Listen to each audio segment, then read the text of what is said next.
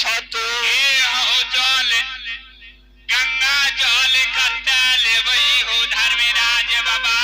मन हो तपसी यही गंगा जल भैर लबा तब आगू के बाट जइबा सुना सुना हित वंशर समाज बाबू भैया सा माता बहिन सा ए तपसी के पानी के शब्द हा ये कहे छे ये गंगा कल के सुखा दाद हम पार सुखले गंगा हेबे अब कहे छे जे हम गंगा जल लेबे स्नान करबे जे कतत हमर माता गंगा जल लगते अब पहली बात चले वाला छे ले की कहे छ तू हो धर्मराज ये बाबू तपसी सुनो कहला तो ठीक छे आज तू कहे गंगा जल लेबे बर्तन छ तोरा पास में हो धर्मराज बाबा बोला भारत आओ हो धर्मराज बाबा यही गंगा जी घाट में तीन गो कास काट के एगो नीचा बांध देबा एगो बीच में लपेट लेबा हो धर्मराज बाबा वही में गंगा जल भरबा हो धर्मराज बाबा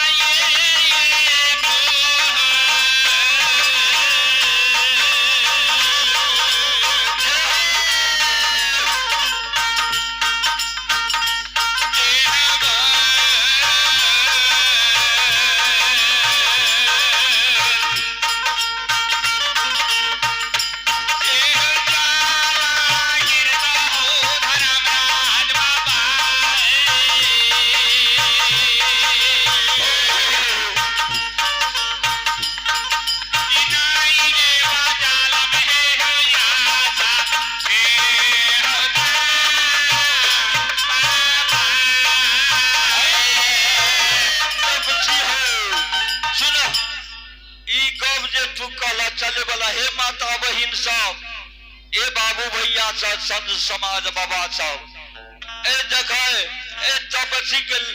लार देखे ये कहे छे 3टा काश में कतो जल रहे गंगा के एहो केना के 3टा काश में गंगा जल हो धर्मराज बाबा 3 गो काश में जल नहीं जेता कोना के जेता कंचन काया तोड़ल बेल्ला गंगा जल 3टा काश में नहीं जेता आहो माया के एक मंडल धार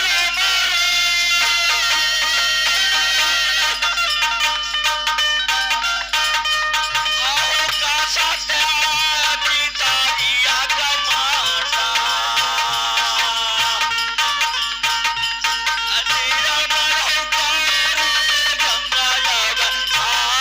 आता हो सीतारा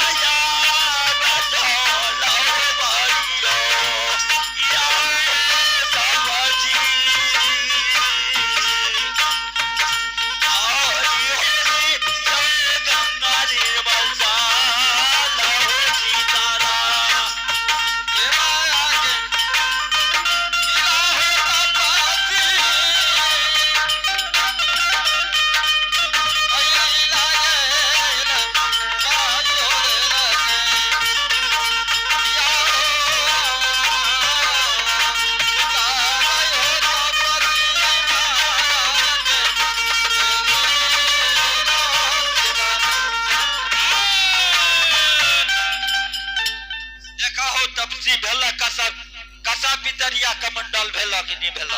भारत धर्मराज बाबा बाबू गंगा जल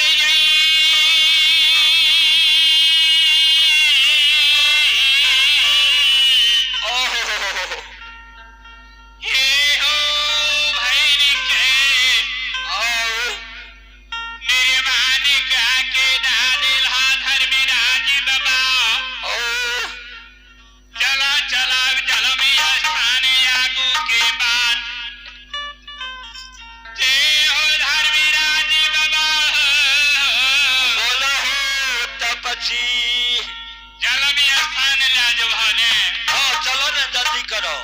यागू यागू धर्मराज बाबा ये चलो बाबू तपसी ओने चाहब यागू एलिए ने से पाछू रबा तोरा पीठ पर तोरा कलमा पर तैयार छो आहो चालियो ओ मैं चालियो तपसी आहो चालिया दादा क्या हो चालियो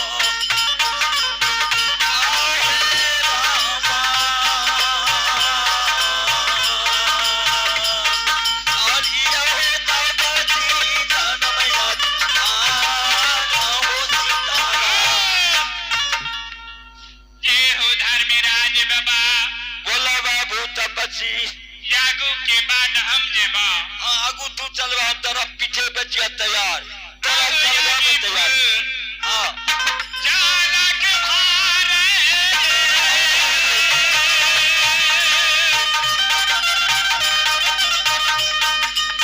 आगे जो दिए ना बाती आगे ला गई या हो राम चाली हो भेले दलाना होया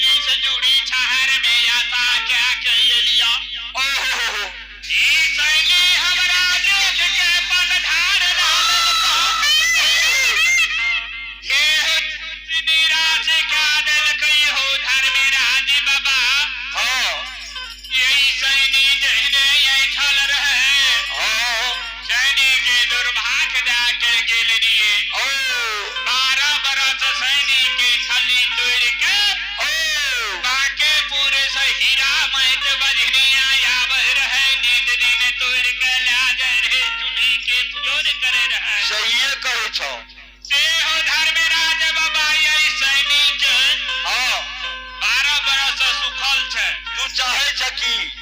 जे बोलो सैनिक यही ठल फार और झिलमिल पार ठीक है मेहमान क्या दहा जैसे ये करियान झापल नहीं जाए ठीक है ए हो बाबू तपसी बोला कहे जे कहे भागता पूरा में देवता तोरा साथ में सब कुछ पूरा करने जा आएगे फूल अच्छा सबकी तोरा साथ में जाओ बुझाओ तुम मारे तोरा कलगा में हम तैयार जा हम पूरा क्या देबे जल्दी करो आहो या मारी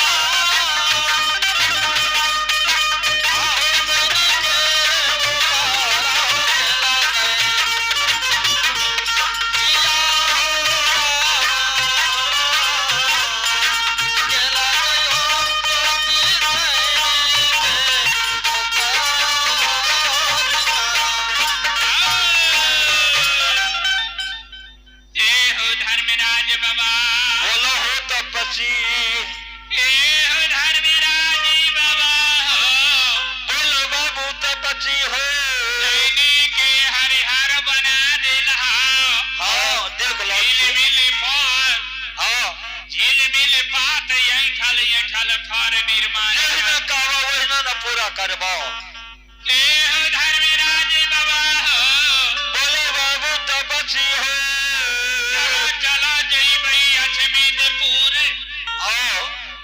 यशमितपुर नगर राजा चंद्रवली के दरबार में राजा चंद्रवली के चौथा पान में एक लार पुरर में 5 पुत्र अवतार दिलिए धर्मराज बाबा बोला हो तपसी